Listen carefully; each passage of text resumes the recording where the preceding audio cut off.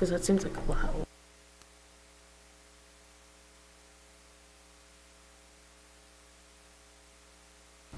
Good evening and welcome to the January 31st, 2023 Gilderland Central School District Board of Education meeting. Would you all please silence your cell phones and stand for the pledge? I pledge of allegiance to the flag of the United States of America and to the republic for which it stands, one nation, under God, indivisible, with liberty and justice for all. Okay, first on the agenda tonight, we have public comment number 1. Linda, did anybody sign up? No? Okay, thank you. And next, we have the consent items. This includes the minutes of the January 10th meeting, the CSE and CPSE recommendations, personnel action, and financials A through F. Can I have a motion to approve the consent items, please? Gloria, second. Kelly. Any questions or comments? All in favor? Aye. Passes 9-0. Next, we'll move on to information. First, curriculum and instruction. Rachel? Good evening. I'd like to welcome Marcia Ranieri to give us a presentation on the Seal of Biliteracy.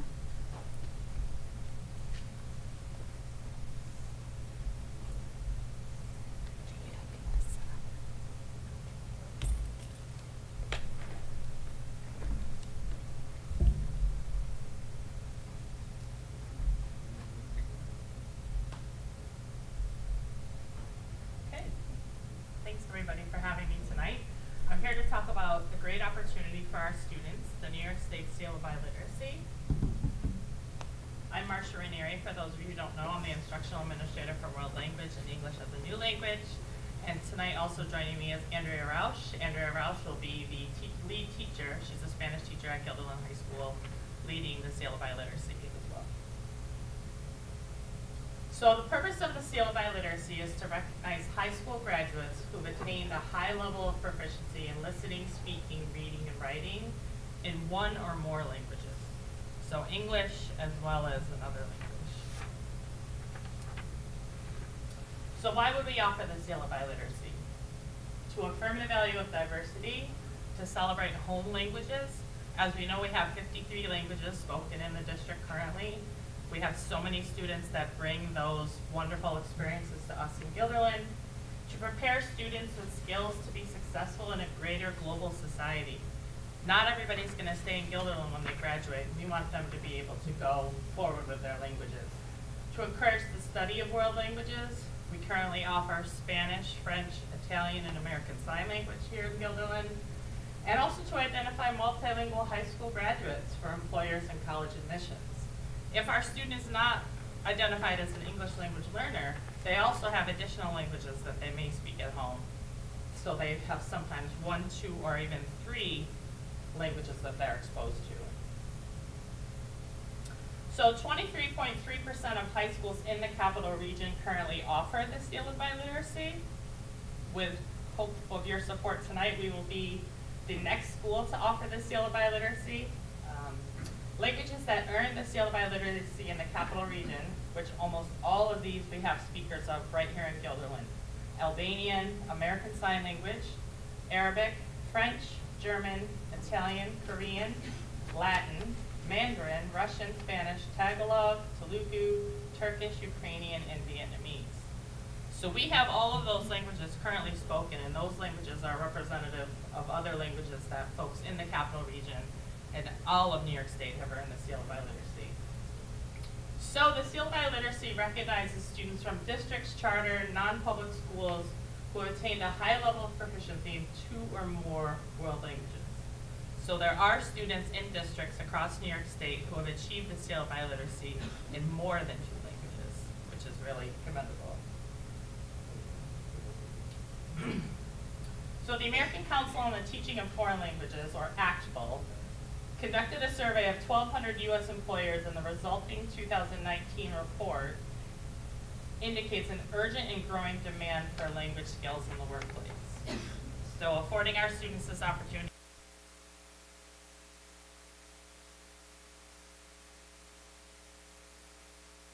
So 654 students from the Capital Region earned the Seal of Biliteracy in 2021.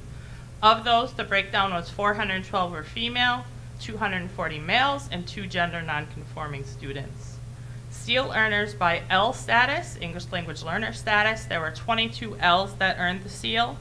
Just with a rough estimate of our students, we're thinking we'll have about 6 Ls that would qualify in the next 2 years to earn the seal. And despite the challenges posed by COVID, the number of students from the Capital Region earning the seal continues to increase. So these are the requirements for the seal. I actually passed a handout at each of your places there so you can see it, because this is really hard to see. These are the requirements to earn the seal. So in order to earn the seal in English, you need to have 3 points on each side of this chart. So the left side of the chart in front of you is English, the right side is the world language, and you have to have 3 points total. I'll break those down in the next slide here. So for 3 points in English, they have to earn an 80% or higher on the New York State English Regents Assessment. That gets them 1 point. And then 2 additional points would be a project that shows proficiency in reading, writing, speaking, and listening. So further on in this presentation, I'll give you some examples of what that would be: a research project, a portfolio, a scholarly essay. Those are all ways that they can earn the points. Nothing is in addition to what they're already doing in their classes. So they may have done a research project already in English in 11th grade that they could use towards the points they would need for the seal. So how do students earn their 3 points in a world language? 85% or higher in their Checkpoint C college course. So that would be Italian 4, Spanish 5, French 5, or Spanish 6, or French 6. Or ASL 3 would not be the Checkpoint C. ASL 3 is still Checkpoint B. But if the student is interested in that, we would explore those options as well. So then the 2 points, a project that shows proficiency in reading, speaking, listening, and writing in a language other than English. They then will present that to a panel of reviewers either in January or June.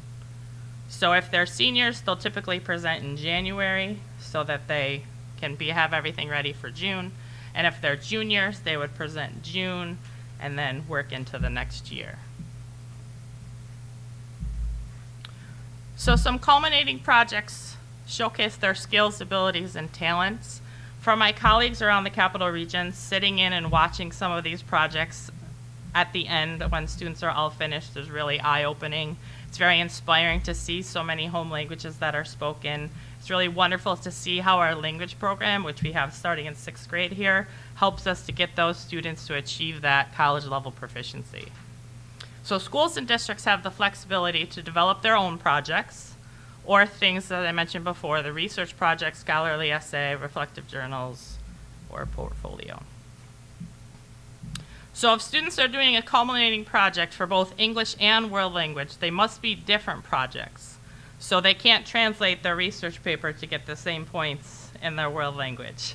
They have to do the research paper and then a different type of scholarly essay. So students are evaluated holistically using those 3 modes of communication, which ties to our new world language standards, which are coming out from the state as we speak. Students are assessed by a panel of reviewers consisting of 2 or more adults who are qualified speakers of the language. So we have quite a developed database of students and families that speak other languages. So we'll be able to pull from those to find translators to come in and help us assess a student in Telugu, assess a student in Vietnamese. So that'll be really amazing to watch. And if the presentation is given in a low incidence language, or if there's only 1 adult speaker of the language, the panel may consist of fewer reviewers. So those low incidence languages, I'm thinking of Chuukese, I'm thinking of sometimes Malayalam, it's hard to find a translator. So we would have to work harder with the other districts around us. So there is a role of an advisor. So Andrea will serve as the main advisor along with my support, but then New York State Seal of Biliteracy candidates are assigned an advisor. So the advisor reviews, tracks student progress, and this is where all of you come into play. An advisor could be a teacher, a school counselor, an administrator, a community member, or a school board member. So if you speak another language at home, or if you're interested in helping us to serve in that capacity, we absolutely would welcome your support. So moving forward, these are our goals. To have an informational session in March or April, any student who's currently in level 4 or 5 this year, or any L who is interested in as a junior or junior, I'm sorry. And then September 2023 would be the parent information night, and then ideally our celebration would happen in May or June of next year, which we'd love for you to attend. So that's all I have.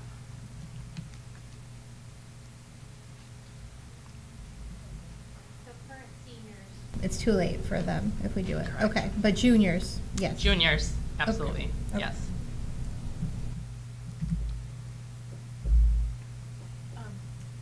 I'm just wondering why we haven't done this yet, if other schools have. So we are pushing forward to have to align with our new standards. The standards have changed for world languages, and this aligns perfectly with the work that we're trying to do.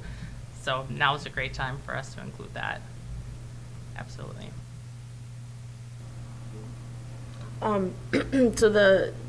So they have to get points in both columns, right, in world language and English? Correct. So are there, I guess I'm just trying to think, so there's obviously world language teachers involved, and are there English teachers involved too in the, like, figuring out this programming? So the English teacher would be part of the panel, part of the committee, in assisting us to make sure that the work is of scholarly quality. Okay. Absolutely. I'm just wondering, like, I think it's great, I'm just wondering in terms of, like, workload, does it change at all for world language teachers and English teachers? And I guess if it changes at all, like, how we've kind of resolved that? So this will be our first time going Okay. through this, so we're absolutely going to work along with Mr. Piscatelli to make sure that everybody is receiving equitable compensation as necessary, Oh, okay. for sure. Okay, thank you. You go, can you? Because I think the definition here is a big swath of New York State. It's not just the districts right around the capital. Is that true? Right, the Capital Region East that they're taking into consideration is the Hudson Valley all the way up to almost Canada. So their version of the Capital Region is much larger than what we think of the Capital I Region. only say that because it sounds like we're way, way behind, and we're really not. It sounds wonderful and very exciting. Please, I hope that it all comes to pass. Thank you. Wonderful, thank you. One more question. I just want to piggyback on Seema's question. Have we asked the teachers at all or if they're comfortable and in favor of doing this? Because it will be extra work? Yes, we have 2 teachers here who are very excited about this work. Okay, thank you. This great presentation. You mentioned the additional compensation. Like, is that in the form of money? Like, how does that work to have the additional duties? Is it additional duties to what you're contracted to do during the day, or is there any impact to us or the It's budget? typically the chaperone pay in other places that they'd had to do additional Chaperone pay. compensation. They get chaperone pay or, Regan, you can help me with that, maybe like the detention pay. So to clarify a little bit, what Marcia's referring to is if the teachers have to spend time outside of contractual time at the presentations for the students, right, the panel. Right. But Andrea, who's going to be the teacher who will be helping us coordinate and lead this, it's going to become part of her teaching duties as opposed to. am I Something correct? additional, exactly. Does that help? Yeah, does that take away from other? I'm just curious. I think it's a great program, and I would be in full support of it. I just want to know the extent of how it would affect kind of the trickle down of other things. So if you're taking on this, somebody else would pick up other things that you wouldn't be doing. I'm just curious if that We're has going to any work other as a team, impacts. I think. Okay. As we get this off the ground and hope that everybody will contribute in some capacity. Sure. It is something that we need for our students as well as our Ls to really get those accolades that they have. We just need to bring light to them. I think it's an amazing opportunity. Thanks. Great. Thank you.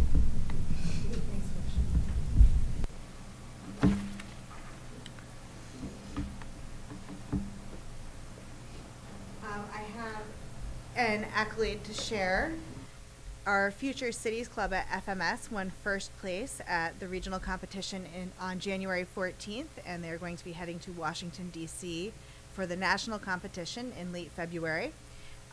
So this is a little bit of information that the advisors passed along to me.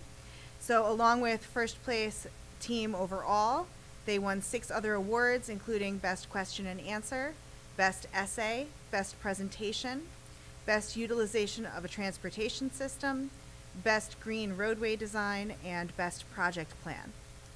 We have a club of 18 team members who learned how to communicate and collaborate as a team to solve disagreements and compromise on ideas.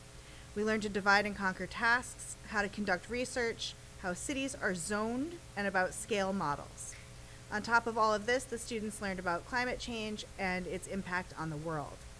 This year's task was to come up with an adaptation and mitigation strategy that addressed climate change. Our students took the topic and ran. They loved it. The ideas integrated into our model include heated roads that are generated by geothermal energy, porous pavement on all of our roads to collect the rain and melted snow water to reuse it as part of our hydro energy plant, living bricks that are made up of photosynthetic bacteria which eat carbon dioxide and turn it into oxygen, the use of windmills, hydropower, and solar power to collect energy and convert it into a green hydrogen fuel cell. Hydrogen fuel cells separate cells into hydrogen and oxygen, harnessing the hydrogen into our main energy source that is used throughout the city. This is to replace fossil fuels and other harmful energy sources that are currently used today. Co-advisors of the club are Rebecca Bean and Kelly Werner from FMS, and mentors also work with the team as volunteers. They were fortunate enough to work with Jennifer Smith, a chemical engineer from Plug Power and a parent of a child in the district, and Stephen Wood, an environmental engineer for New York State. Now, all 4 of the adults involved are incredibly proud of the 18 students who worked tirelessly on their model and their learning. And they say, "Here we come, Washington." So congratulations to the Future Cities Club. February 18th to the 22nd. So coming up. Maybe after that, they could come and show us what they've Yeah, I will done. definitely suggest that. We had talked about trying to have them come to the earlier meeting, but they were worried about wanting to have time to prepare, and so they're going to focus on the competition for now, but I will encourage them to come show us. Yeah. And then finally, I have a textbook that will be up for your approval on March 7th. So this is the informational part. It's The Complete Mouse by Art Spiegelman for use in English language arts classes grades 10 through 12 and social studies grades 10 through 12. And I do have a copy if anyone is interested in taking it and taking a look at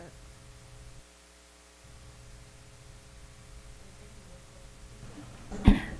Next, we have school business. Andy? Thank you very much. One item to share. Every year, the Office of the State Comptroller does a stress testing of school districts, looking at both their financial situation and the larger operating environment to try to identify districts that are susceptible to risk. And the 4 designations they have are significant stress, moderate stress, susceptible to stress, and no designation. And for the 8th year in a row, we have been designated as no designation, which is good news overall, but also our results are better than they were last year. So we have been clean in the fiscal component of the measure, but of the 6 environmental factors, last year we scored 30 points, which puts us in that category of the 1 up from no designation. This year our score fell to 15 points, so we have no designation there as well. And the only points we accumulated were for the share of yes votes on the budget and the incidence of English language learners. Any questions about?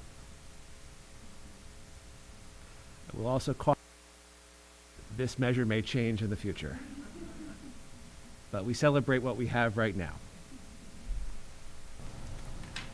Thank you, Andy. Next, Superintendent Information, Dr. Wiles. Thanks so much. I have 3 items this evening. The first is just a brief update that on Wednesday, February 8th, the Guilderland Chamber of Commerce will be sponsoring its annual State of the Town Forum. It's going to be held at Crossgates Mall and at the Funny Bone Comedy Center from 8 to 9:30 in the morning. There will be a number of elected officials there. Paul Tonko, Pat Fahey, Supervisor Peter Barber, County Executive Dan McCoy, and I've been invited to be a speaker as well as the Director of the Public Library, so if you're able to come, it's a lovely event to get a sense of what's happening in the town of Guilderland. Next, we received a request to have a conversation about the process by which we recreate our teams of students as they transition from 7th grade to 8th grade at Farnsworth Middle School. And so this has been a topic of study and reflection going back to 2017, a long time. But I think the PowerPoint says something like 2017, 2018. So what we thought we would do tonight is do a brief history lesson. I know I shared with you the PowerPoint that was put together several years back, but Mike Laster and Bill Obie and Kelly Willits are here. So I'm going to ask Michael Laster to come to the podium and give us the thumbnail sketch wherever you're more comfortable, to sort of talk us through how we got here, and then take what questions that might come your way. Thanks, everybody. Good evening. Before I start talking about 8th grade teaming, super proud, super excited for our future cities kids. I had the opportunity to meet with them and during their practice week before the competition. So I actually saw them present Friday before, which was the first day that they actually got it under 7 minutes, which is the time limit. So super excited to see what they're going to do in DC. So stay tuned. And I'd extend an invitation. We have them presenting at our staff meeting tomorrow at 3:30. So if any of our board members like to join us, or district office team, it's another opportunity for them to practice. We have some questions that we've given to some faculty members so that we can quiz them, because that's part of the competition details. So feel free to stop by. So back to the 8th grade teaming and clustering conversation. So the conversation at FMS actually started back in 2016-17.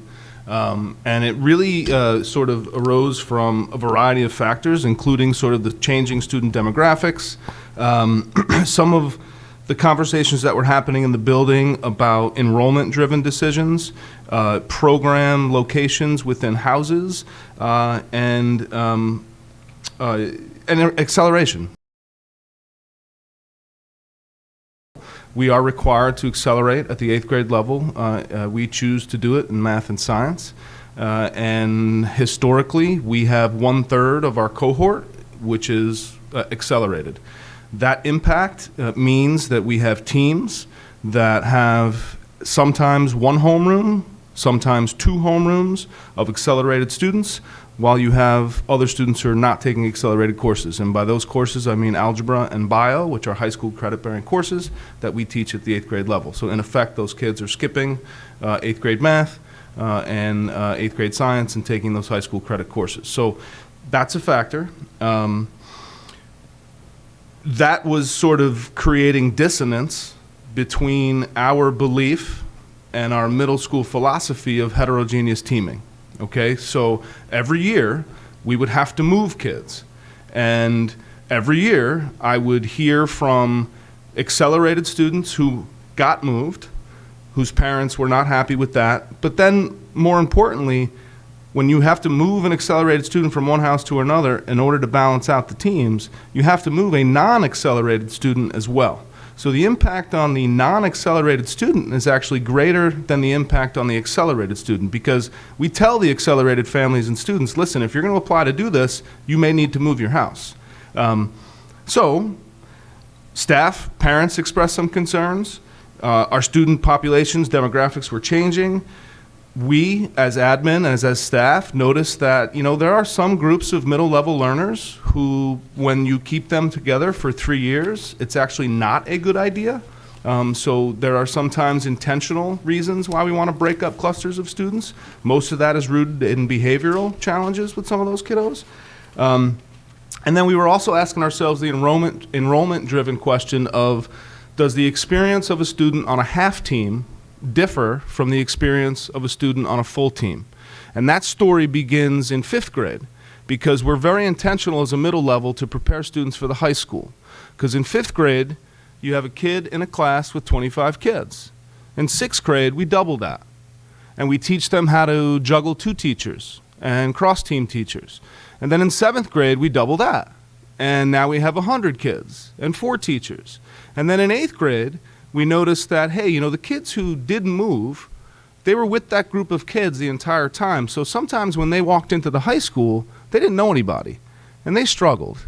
So part of our building cabinet's work in 2017-18, and our building cabinet is our shared decision-making team that we engaged in this work over almost a 2-year period. But we created a subcommittee and said, hey, we want you to take a look at this. We want you to talk to other middle schools. We want you to survey kids. We want you to talk to parents and figure out if we can do better for our kids in our structures and the way we cluster them. So we gave them a charge, and we said, listen, evaluate the transition to the high school. Whether or not our off-team pilot, because we did try something, we had an off-team algebra class that we tried one year. Didn't really pan out. Teachers weren't really excited about the rigidity that it caused in our master schedule, so we wound up ditching that.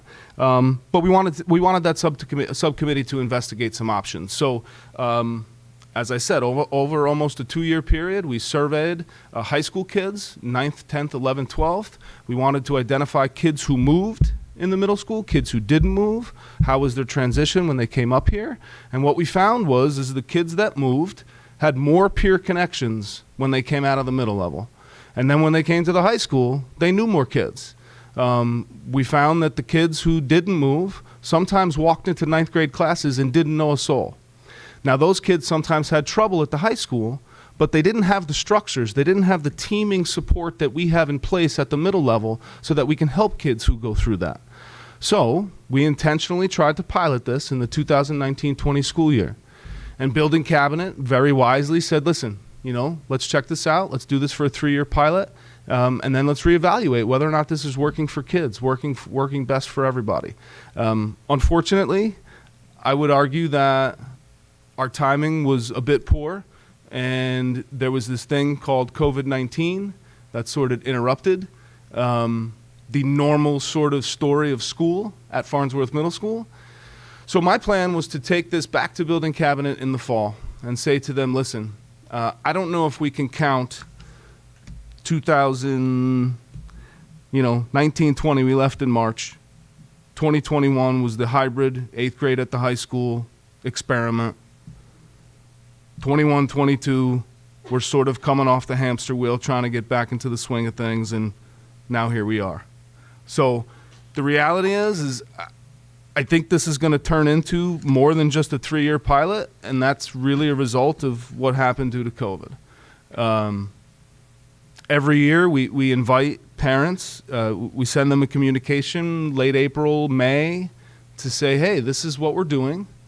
If you want to share information about your child that we need to consider before we create the 8th grade teams, please do so. Please put it in writing to the house principals, because we really want to make sure that the decisions are best for our kids. That's how the process works. That's where we are. We are getting ready. The other difference I would say that I want to point out is this past budget cycle, this past year, we went from 14 to 16 sections at the 8th grade level. In addition, we welcomed all of those remote learners back to that cohort. So no matter what, this 8th grade cohort was going to look different because of those two considerations that are an anomaly to this school year. So I also want to share that data point because I don't anticipate that variable happening, well, again. Questions? Gloria? Mike, when you said you're going to bring it to cabinet in the fall Yeah. for implementation, To bring it to cabinet in the fall to say, hey, we got to create a survey. This is, the year that we're going to have to so you're figure. going to count that as year, I'm going to count next year as sort of year 3. year 3? Yeah, because when you think about the 1920 school year, that cohort we left in March. Right. And then when you think about the 2021 cohort, that was, we had 5th grade at the middle school, 8th grade was at the high school. We had half the cohort here. We had hybrid. You had kids out on COVID, God bless you, for multiple, days. So I don't know. I don't think it would be a value, I don't think it would be a valuable sort of assessment of whether or not this is a true, No, it doesn't a sound. good thing I for. would think you'd need a couple. I think we more need a years at couple least. more normal years. Absolutely. And so that's basically what I would recommend to cabinet. But I will also say, as part of that shared decision-making team, if they say, no, Mike, I disagree, and then fine, okay. But when before, I know COVID wrecked it all, but did you create the teams the way you thought you would? Did you do it? Yeah, You did it, okay. yeah. I mean, 1920, we didn't have the opportunity because we Okay, left in 20 March. Right, So the 2021 school year sort of just, fell into place where it was. okay. The 21-22 year was sort of the first year that we actually were able to, okay, let's put this into place. This is now, the 22-23 school year is the Right. second sort of year.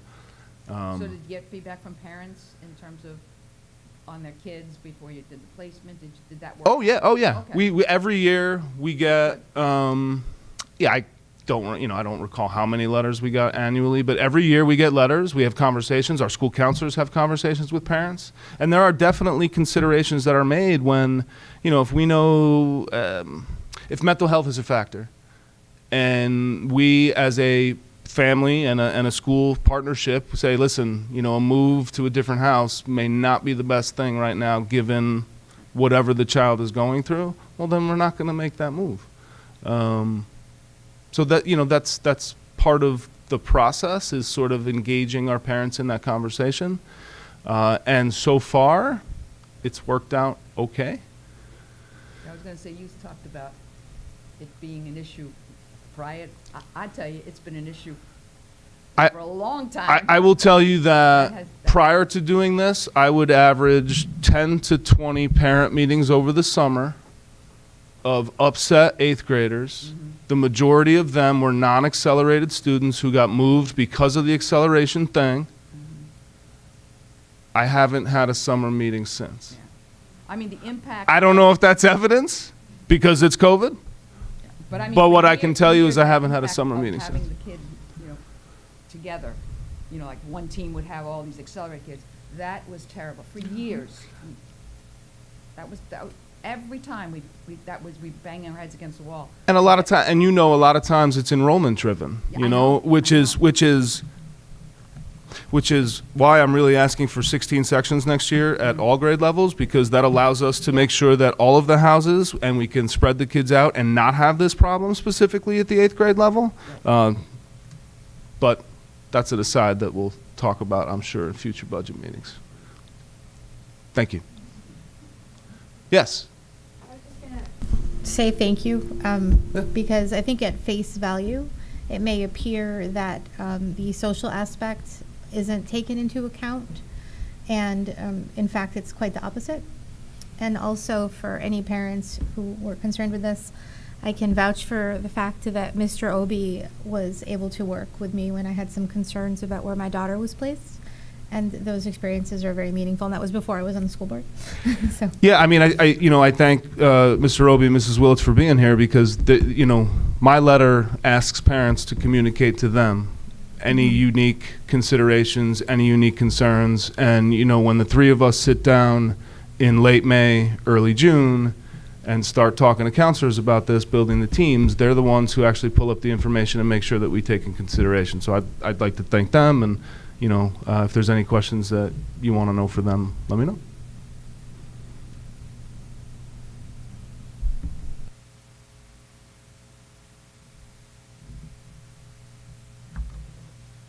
Thank you.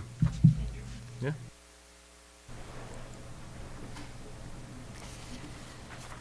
Okay, I have one more information item, and really this is just a preview of the upcoming legislative agenda for our state legislators. Last Friday morning, we had our annual legislative breakfast among the 24 superintendents of the region, along with our elected officials. And as a collective, we have prioritized 4 topics that are legislative priorities, and I just mentioned them briefly. We'll be addressing them, I think, as we go along. But the first, of course, is just to make sure that when the governor releases her budget tomorrow, that the foundation aid we've been promised does materialize, and that our expense-based aids are not compromised in any way. And then, of course, the legislature carries through on that into the full budget process. So we'll be continuing to talk with our elected officials about that. Another very big topic for us is pre-kindergarten, and we're not asking for more money to support pre-K, but we are looking for some statutory changes that would allow us to better implement pre-kindergarten across the region. In particular, we're interested in statutory changes that would allow us to provide some preferences within the lottery system, so our families who are economically challenged actually have a better shot at landing a seat in the programs. So there's statutory changes that need to be made by the legislature, but there's also regulatory changes that need to be made by state ed, and it's kind of a 2-step process. First the state, then the state education department. Tremendously complex process through pre-K. I want to just give a nod to Rachel Anderson, who inherited that and is working diligently to keep us afloat. We will be, I'm sure there are families out there looking for information about this. We assume our program model will look the same for 23-24, only because the legislature's work will be done at best on April 1st, at which point it's actually too late to make any changes for the upcoming year. So we'll be releasing information to register soon. The third big topic is access to mental health. This really has to do with not the services available within schools, but availability of more intensive interventions and programs in the greater community. The governor has signaled that she will be supporting additional supports for adult mental health needs, but we absolutely need more capacity to serve school-age students with mental health challenges. Our collective group of superintendents pulled together some data. Across the 24 districts, we've had 150 students who have needed hospitalization, and there are right now 20 students waiting for beds, and that's just constant. So we really need some help there.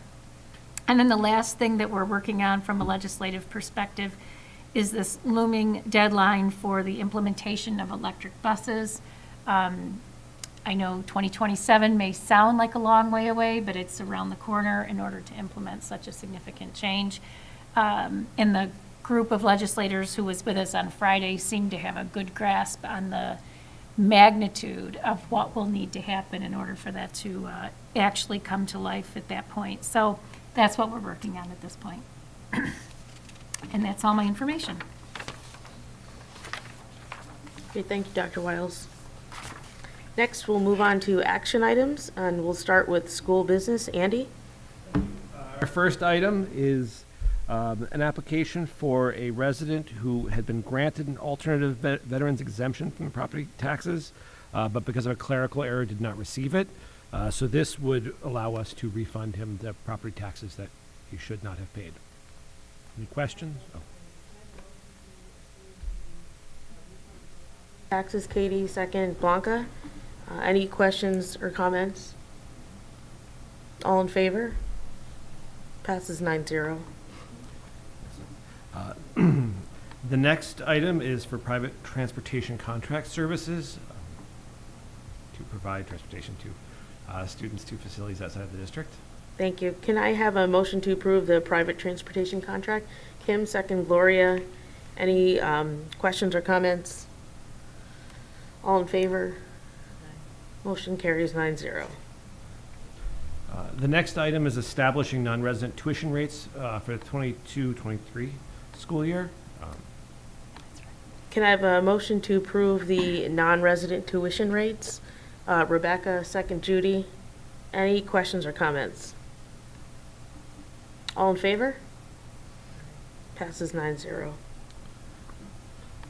Next item is a service agreement with Childhood Educational Associates. Can I have a motion to approve the contracts? Kim, second, Katie. Any questions or comments? All in favor? Passes 9-0. The next item is general fund transfers. Can I have a motion to approve the general fund transfers? Gloria, second, Judy. Any questions or comments? I just have one comment. I think I read it, but I forgot what the legal costs were, the one that's being transferred there. I believe those are legal expenses due to the tax. The tax or share, okay. But if they're not, I will get you the correct answer. Okay. I'm fairly sure it's. All in favor? Passes 9-0. And then finally is the creation of a scholarship in the memory of Barbara Jo Westcott, who was a longtime, much-loved fifth grade teacher in Guilderland. She was first at Farnsworth Middle School and then at Pine Bush, and was the wife of District Science Supervisor Dale Westcott. She passed away in November of last year, and her friends would like to create an annual $500 scholarship in her memory to be called the Barbara Jo Westcott Scholarship and awarded to a graduating senior chosen by the Senior Awards Committee whose intention is to pursue a career in elementary education. They feel this is the best way to honor the memory of her dedication, love, and enthusiasm for teaching. Okay, can I have a motion to approve the scholarship award? Gloria, second, Judy. Any questions or comments? So this is a nice way to honor Ms. Westcott. All in favor? Passes 9-0. Great, thank you, Andy. Next, we'll go on to superintendent in action. Dr. Wiles? Thank you. I have two items this evening. The first are two co-curricular club approval requests. The first is one at the high school for Connect for Cancer is the club. And the second one is at middle school, and it is a cinema club. Great, can I have a motion to approve these two co-curricular clubs?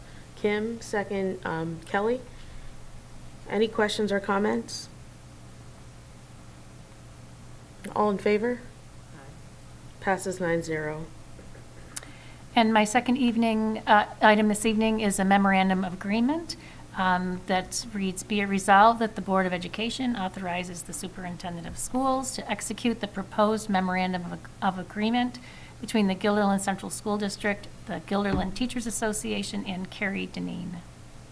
Can I have a motion to approve the MOA? Katie, second, Blanca. Any questions or comments? All in favor? Passes 9-0. Great, thank you, Dr. Wiles. Thank you. Next, we have board president action. I have two items listed here. First is the adoption of the proposed 23-24 school calendar. First, can I have a motion to approve the calendar draft? Judy, second, Kelly. Any questions or comments?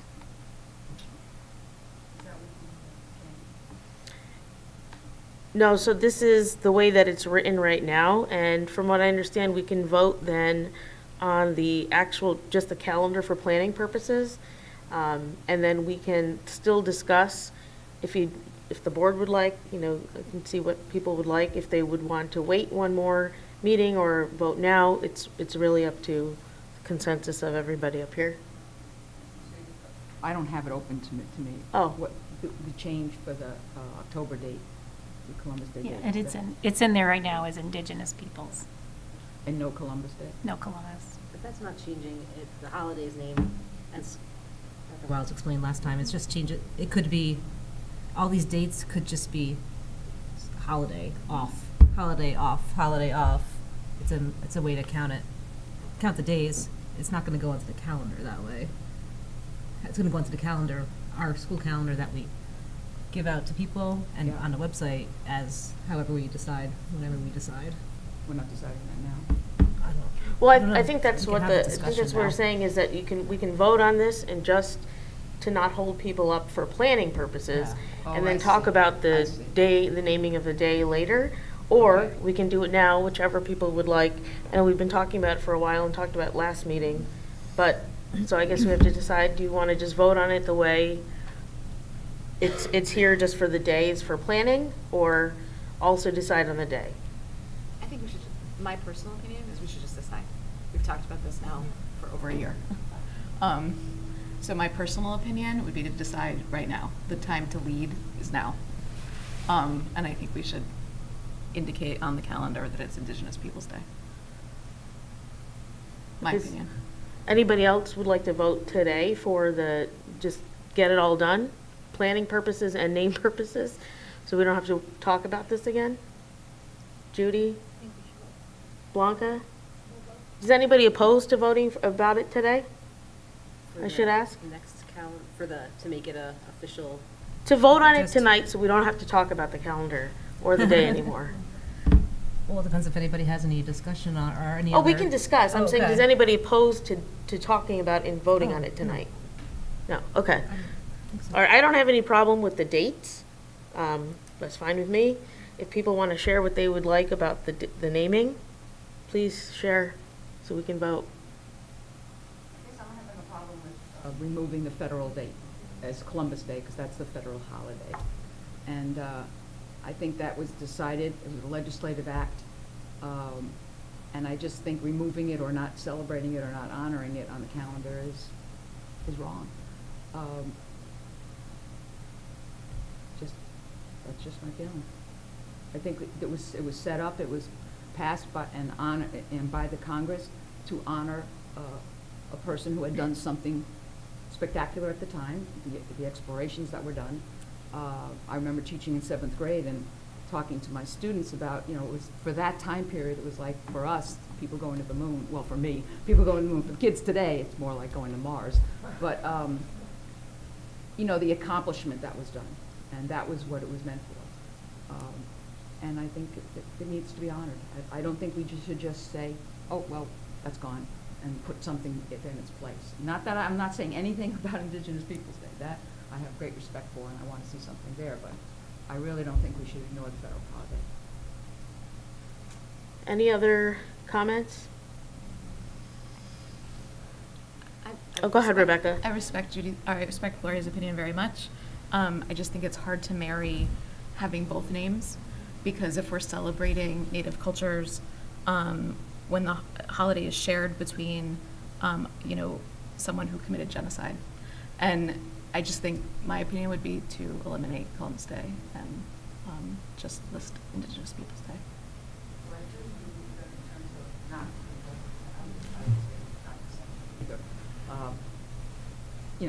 I think that the federal day should be that date. What happens with Native American Day? I mean, I'm reading, and thank you to the community who sent us dozens of links and things to read.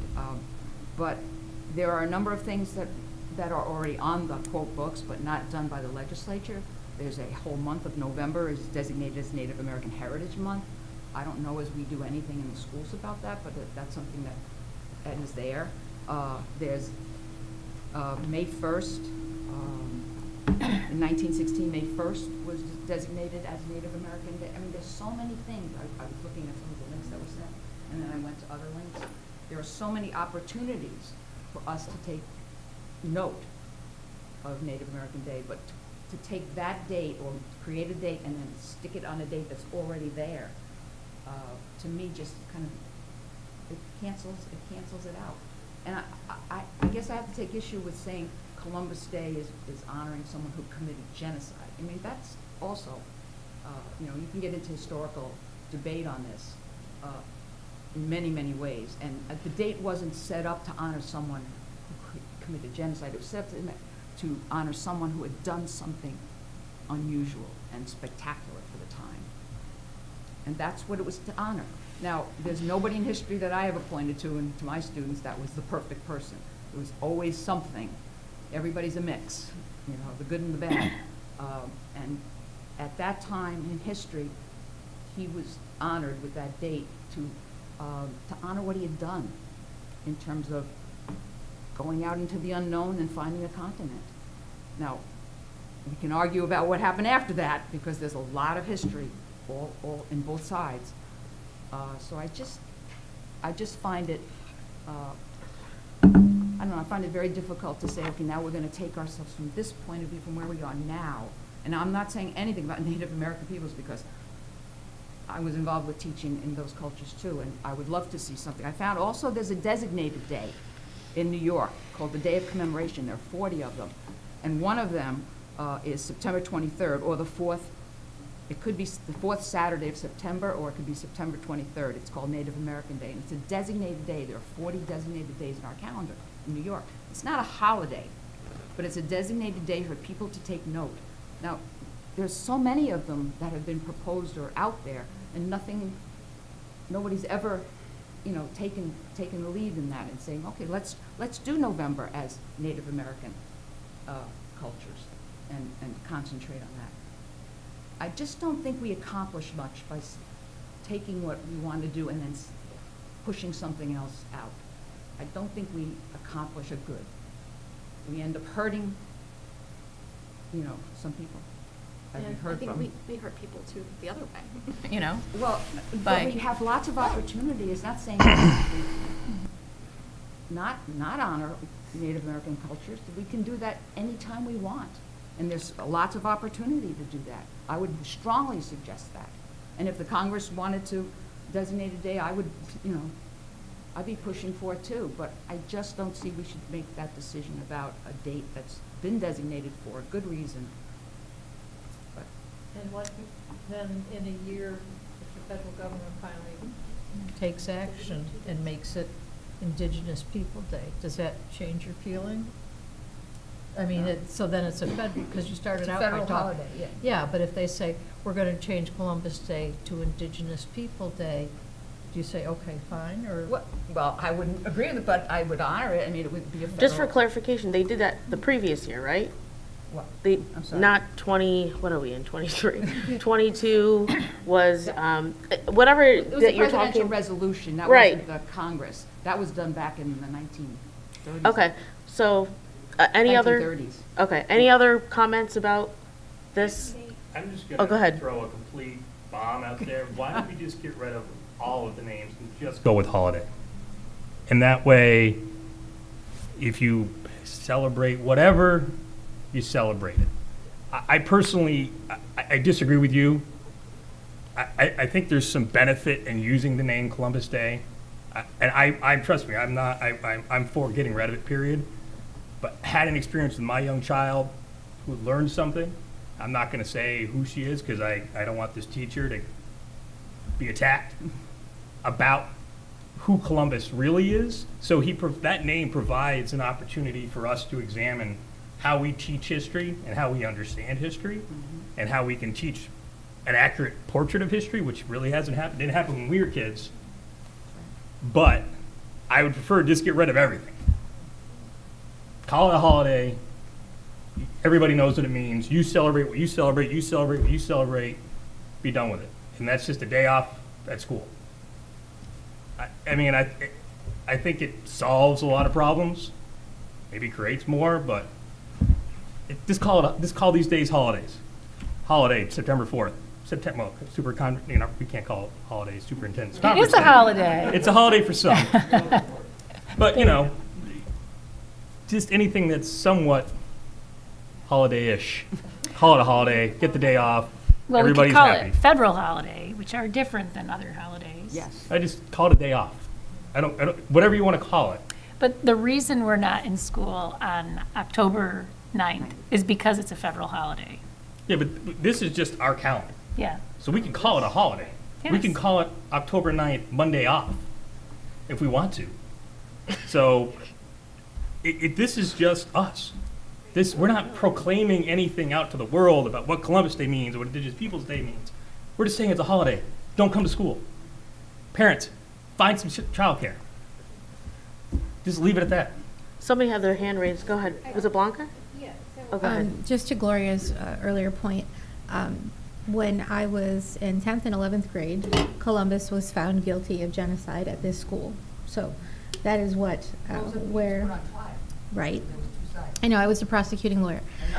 So I just want to put that out there. So I learned that here, and so it makes sense to me to acknowledge what I learned at this very high school and come full circle and recognize that some groups see him as someone who committed genocide and therefore honor Indigenous Peoples Day.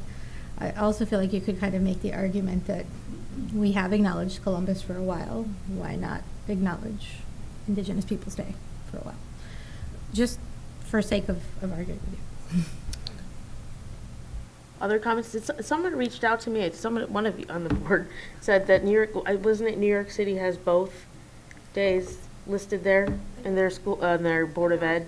Italian American Day / Indigenous Peoples Day. Yeah, They did get rid of Columbus Day. That's New York City.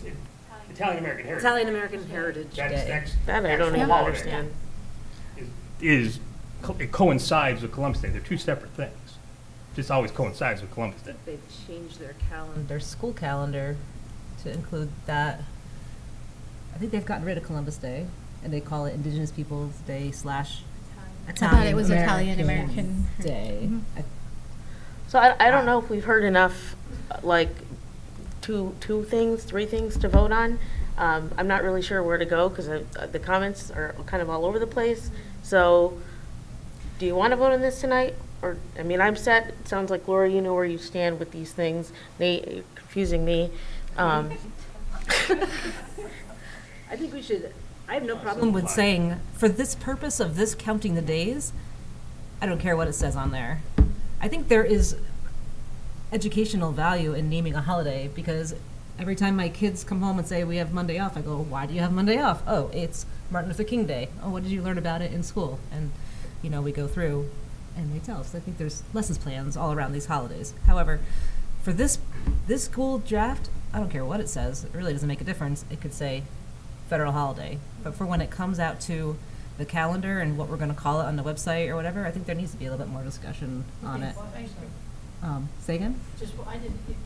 I didn't hear after federal holiday, just the ending. So that means you don't want to vote tonight. That was I my want to question vote. I want to before. vote on this calendar draft and give them the administration the opportunity Yes, to. we all agree do on that, but And but I'm asking, do you want, I think that's what I was asking Yeah. before. Is anybody opposed to voting on the naming thing tonight or waiting for that?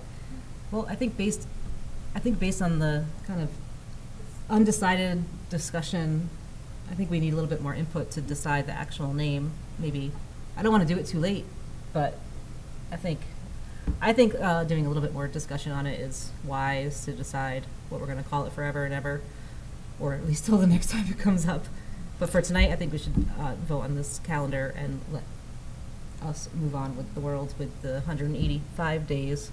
I'm with Rebecca. I would prefer just to be done with it tonight, but if, it sounds like there's at least 3 or 4 people who would like to continue to discuss this, so I say we put on for the next agenda, and then I'm hoping that we can just vote on it, because discussion can just continue forever. I don't want to keep coming to board meetings just to talk about Columbus Day. Seema, can I just ask, do we want more discussion, or do we feel like I we're don't. already? We've talked about it now, like 2 meetings this school year. So what's the you want to keep it, you want to make it just Indigenous People Day, or do you want to make it Indigenous People / something else, or not? I would What's say your keep it proposition? Indigenous Peoples' Day, but on the draft calendar. this, Adopt I the don't care calendar what's as on there. is. Correct. Yeah, same. I second Rebecca's idea. So I guess we can vote on that. And So what do you just make a motion? How do you do, or how do we? Was that a motion, How are we Reb- voting then? Was yeah, that a so if motion, Rebecca right? makes a motion, I can second it to vote as is. Okay. And then if there's not enough, then we just can adopt the calendar just for the days and talk about this some other day. The other option is that the research committee of the DEI group had begun a conversation of doing research on this. Is that an avenue, so it's not taking Board of Education time to parse through this? Or, and have them make a recommendation after they do their homework? I'll just say that this is where it started last year, Yeah. and then it derailed into a whole discussion about Pi Day that doesn't even exist. So I feel like we're just continuing to kick the can. So I don't understand why we'd kick it back to a committee that's already talked about it. That's just my opinion. Like it was, yeah, like intensive, just, Yeah, we round and round and round. yeah. All right, so does anyone want to make a motion for this? I make a motion that we adopt the draft calendar as it stands right now. Okay, is there a second? Nate? Any other questions or comments? Okay, all in favor? It passes 8-0. Okay. No, 8-1. Oh, I'm sorry, 8, and sorry, you're not abstaining, right? Okay, sorry, passes 8-1. Sorry, Gloria. Okay, so let's move on to the nomination to serve on the Cap Region BOCES Board. Can I have a motion to approve the nomination that is for John Phelan? Gloria, second. Judy? Any questions or comments? Yeah, I'd just like to say that Jack was the president of the board and served on the board for several years and. Here, yeah, and is a good citizen of Guilderland and of all the things, you know, the BOCES, and I think he's wonderful. He's a great nominee, and we should be proud that he's from our district. And from what I understand, he's been doing this for Yeah, a long many, time. many years, and serving it well, and he goes to like NISBA conferences, and is very, very involved with the schools, with BOCES, with everything. And as I say, he's a credit to Guilderland, just because this is his home district, and he certainly served us well and is serving BOCES well. And I'm thrilled to see that he's running again. He's still willing to do it. Great. Any other questions or comments? No, all in favor? Okay, passes 9-0. Next, we'll move on to board committee reports. We'll start with communications. I have a report, but we're going to need some input from the board as to whether we should pursue our thinking the way we're going now, the direction. The first item on our agenda was community engagement for the 23-24 budget. We discussed, and I think I mentioned it last time, we discussed the idea of hosting an online focus groups to get some feedback on the draft budget for the 23-24 budget after it's released. So once Dr. Wiles does her presentation, releases the budget, then we'll have the focus groups the following week. The process would to use a similar process that the DEI focus groups use for their sessions, use that as a model. Those groups were organized by buildings and facilitated by Natalie McGee from Progressive Partners. We wouldn't be using her. Some of the points we kind of put out there, and again, we're looking for the board to either tell us keep going or if there are any concerns that you'd like to offer. We're proposing that we host 4 one-hour online sessions in the days immediately after the release of the superintendent's budget on March 7th. There would be 2 sessions for elementary parents, 1 for middle level and 1 for high school. The recommendation is to have these sessions facilitated by principals, building principals. The facilitator will need to make sure everyone who chooses to attend has a chance to share his or her thoughts. We want to make sure that people who did sign on and come have an opportunity to speak. So that's what we're thinking of moving forward with, and we would like any feedback from the board as to whether this is a path we want to go down. Did you ask the buildings, like their We only different discussed it principals? in our committee. Oh, okay. Communications. Yeah, sorry, that was my idea, Mike. Blanca threw you in. I will jump in, though. Patrice is back today, so I had a chance to talk with her about this idea. Great. And she also suggested that if we didn't want building principals to have the role of facilitator, because it's hard, I think, to be objective when you're talking about going to 16, 16, 16 in the middle school, and to say, well, I want to hear all sides. I mean, I'm sure Mr. Lester could do that, but we could use BOCES facilitators, or, to make That- it completely objective. Right, and have the building principals there to engage in the conversation. If there are questions or That would be something great. like that. Yeah. Well, we were worried at first because we didn't know from BOCES and Right. we but- were at cost and things like that. Yes. That's great. I had proposed principals as an alternative because I had attended the focus groups for DEI and felt like it was really important to have somebody that would make sure there wasn't one parent dominating the entire hour. So someone that was stern, and so you came to mind immediately. I think, I'll speak for my other colleagues in the other buildings. I think the principals would want to be involved in that conversation, but to Marie's point, having a BOCES facilitator be the one taking the notes and keeping the time and making sure people get an opportunity to talk, I think it would be helpful. Yeah, no, that's great. I didn't realize that was an option. Anybody else have any thoughts on that? Great idea.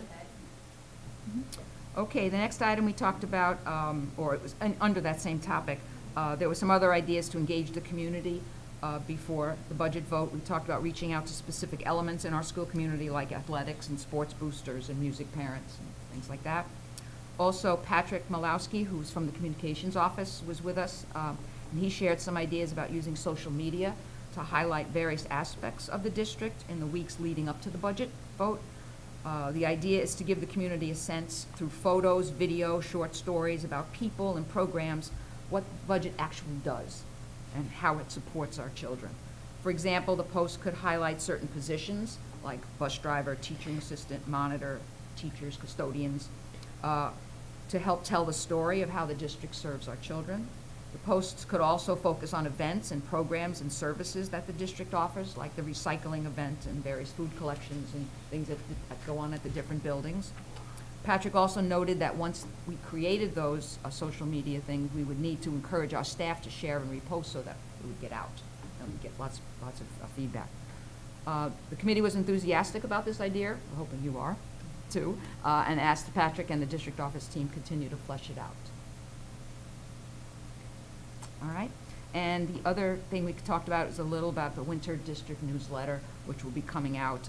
And we were just sharing some ideas about what we thought could go in there in terms of promoting what's going on in the district. We talked about things like the Positivity Project at the various buildings, significant musical accomplishments this year, reading buddies, cereal box dominoes, et cetera, et cetera. We had a whole list of things. So if you look at the minutes on the portal and you see something or you want something that you want specifically mentioned, maybe send me a little email and I'll add it to our list. But they'll be working on that newsletter in the next. We're working on it now, so if So you have any ideas. are needed yes. now. It'll be 8 pages long and it'll include, hopefully, well, it will include highlights from all the buildings. So it'll go out to the community. Our next meeting is February 15th. And thank you all. Great, thank you, Gloria. Next, business practices. We had a meeting with just one topic last Friday, and we were discussing the exemption or reduction of taxes for the firefighters and emergency services people in the district. And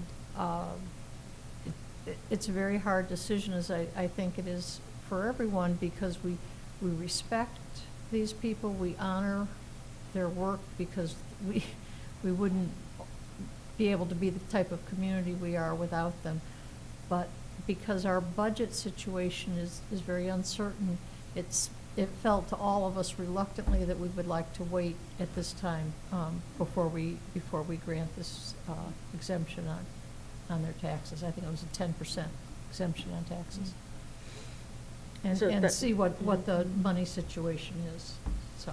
And so that's what the committee's recommendation is, correct? Is Okay. to, not at this point, Yep. but to wait. I mean, we certainly would like to honor them, but we do have to be respectful. of I the just want to budget. clarify, because I know we got a letter from someone with like a sample kind of proposal that the town had, but that was really for next year, right? Yeah, it wouldn't, be yeah, it's for next year, and that's, believe what the town has adopted. Okay. I happen to be at a meeting with the town in between, and they are looking at not adopting it soon, but down the road. Right. They're also Right. doing some more Yeah, homework. it's the same thing. It's very hard, because you respect these people and what they do and appreciate so much the work that they do, but it costs money, and we have to be concerned about that. Great, thank you, Judy. Oh, go ahead. Do you have an understanding what the magnitude of that financial impact would be?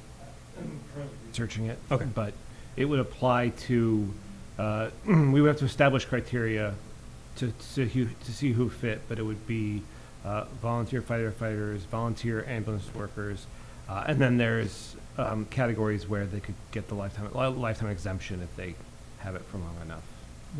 And I would like to see it happen. I'm just going to be honest with you. I know that money is tight right now, and I hope that the town board, seeing as they do have a hand in our tax tertiary issues right now, that they do what they can, honestly, because having been a volunteer EMT and being the daughter-in-law of a former commissioner, I can tell you that they've missed holidays, they've risked their lives, and it should be, and all for free, and that needs to be recognized in some way. I think that what we got out of the meeting is there's still a lot more input that needs to be presented. Like, we need to know how, there's like a point system, and it hasn't all been solidified yet. And, I agree that there should be because I've seen members come and go. yeah. They come for a couple months, throw it on the resume, right? But then there are life members Yeah. who've literally been carrying a pager around for 35 years, and so I'd like to see something like that. And from my understanding, it doesn't decrease the amount of money we would get through taxes. It just puts the burden on the rest of the taxpayers. I was confused about it first, but finally got that at the end of the story. Okay, thank you, Judy. Policy? We finally have a meeting scheduled. Knock on Monday. wood. I think it's next Mm, week. Yeah, Monday. next Monday, February 6th, and I believe Matt's going to be there? He 6 seemed like he was p.m. going to be there. At 6 p.m. So after a much delay, we'll be talking about development of the anti-racism policy. On top of Okay. everything we haven't done in the last 3 months. Policy. Next is audit. We have not met, and we do not have a committee meeting. Okay. And DEI? We met last week, right? Or was it this week? We did. Yeah. It's actually a really good meeting. January 25th. We met and we discussed the focus groups, kind of some of the initial feedback from the focus groups that were held, and looking at ways to now increase student focus groups beyond what has been happening, and some ideas they had there, and increasing student involvement and student voice, and the fireside chats that will be happening at the library for the community engagement. And what else did I miss? I think the only thing that else I would include would be that Mr. Pinchonette mentioned the sexual harassment assembly that was held at the high school. It was, very well received, very meaningful. Great, and I think the next meeting is sometime in February? Yes. Okay, I don't remember the date. Oh, But I think it's already on the calendar, right? Yes, they're on the calendar. Okay. I do have the dates for the fireside chats right in Great. front of me. It might be nice to get word out on these. Actually, there was one this afternoon from 12 to 1. I haven't heard how it went, but I'm looking forward to that. The next is February 15th, 6:30 to 7:30 p.m. The next is March 21st, and that will be from 12 to 1. The next is April 27th from 6:30 to 7:30. The next is May 16th from 12 to 1. And the last one of the year is June 8th from 6:30 to 7. So we're alternating months, evening during the day, to accommodate the different schedules of our community members. Great, thank you, Dr. Wiles. I think that's all the committees, right? Yes. Next, we'll move on to public comment number 2. Linda, anybody write? Not yet, okay. And then last, board issues, ideas and sharing. Does anybody have anything to share? Kim? I was invited as the board rep to the Pine Bush musical this past Friday. They did Pirates, and it was adorable. It was, I mean, they did a really nice job. I don't have a 5th grader this year, so it was nice to get the invitation just as their board rep, and Owen loved that he got to see it twice. But it was just absolutely adorable, the stuff that they did, just the work that everyone put in. They did a great job. That's awesome. Thanks, Kim. Anybody else? Oh, Rebecca? I just wanted to say, we've seen a increased incidence in vaping in adolescents throughout all of the regional high schools and middle schools. And so I just wanted to bring awareness to it. Parents could talk to their kids about the importance of not vaping and not being subjected to peer pressure to vape. I was just curious about any curriculum additions for vaping that you happen to know off the top of your head in the high school. I can speak to the health curriculum does cover vaping, and that unfortunately is only one semester, so they're getting it 1 year during their high school time in the high school. I know that we have had presentations for educating students who have been caught vaping. So as part of their consequence is a presentation about the dangers of vaping. But those are just the students that are like, something happened with them. I'm wondering if, and I wasn't there at that the assembly about the sexual harassment piece, but it sounds like it was in response to concerns in the high school. I didn't know if, and I'm just responding, I guess, to you, Rebecca, that maybe that's something that we could look into, and if it's that prevalent. I know a couple other people brought it up too, that it's particularly bad, or seems that way at least. I think there may be a misconception that it's Benign because there's no visible smoke.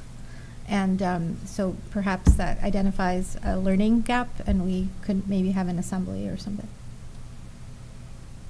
That's what I was going to say, something that's more of a preventative strategy than a response strategy, if we could look at that for students. We can do that. Mike, do you have a plan for the middle school? I have a suggestion. A few years back, the BOCES Communication Service had a package of communications that we could push out to students and parents, because I can do everything I can do during 7.5 hours a day, but I need parents' help because they're accessing these things outside of the school day. So, and Marie, we can catch up because I think I might even still have some of it. It was a few years back, but they definitely had like a big push. Okay, thanks for that reminder. There's also maybe the morning newscasts. We could do like public service announcements that are not, you know, a whole day of presentations, but rather like that commercial we've all seen again and again and again of the father and son dancing. We could probably do it. I don't know, maybe it's just the channel I watch, but whatever the sports channel is. So, but we can look at some ways to get the message out. You know what I mean, don't you? I'm not sure. All right, never mind. I'm not going to act it out right now. So, I'm like racking my brain. Okay, thank you, Rebecca. Any other board issues, ideas, and sharing? I have 2 things. One is, at the very beginning of the school year, we asked about, when Neil was here, we talked about the different lunch options. And I know that the food services director was also like new at the time. And then a couple of people have emailed about, I think it was Terra Kitchen, who went to a couple of different school districts and had done some, I don't know if it was like a day of different lunch options type thing, but I was just wondering if we could revisit that since it's halfway during the year now. And I know that there's been some transitions, so I don't know if Andy, if you probably already have a lot on your plate, So to speak. unintended.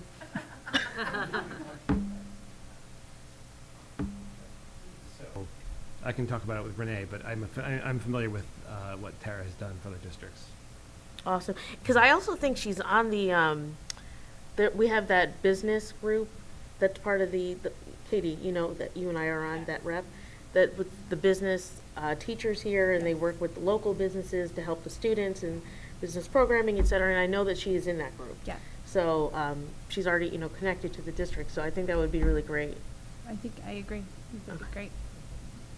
And then the second thing, I know Rebecca had sent an email about if we could try and have the agenda before the weekend, because it's hard to read on Monday when we're working. I know even if it's not fully complete, if it's, I know it can be amended, et cetera, but just some basic bones of the agenda up so we could try and look at that before Monday. Thank you. Any other board issues, ideas, and sharing? Okay, can I have a motion to adjourn? Kim, second. Blanca, all in favor? Passes 9-0. Thanks, everybody.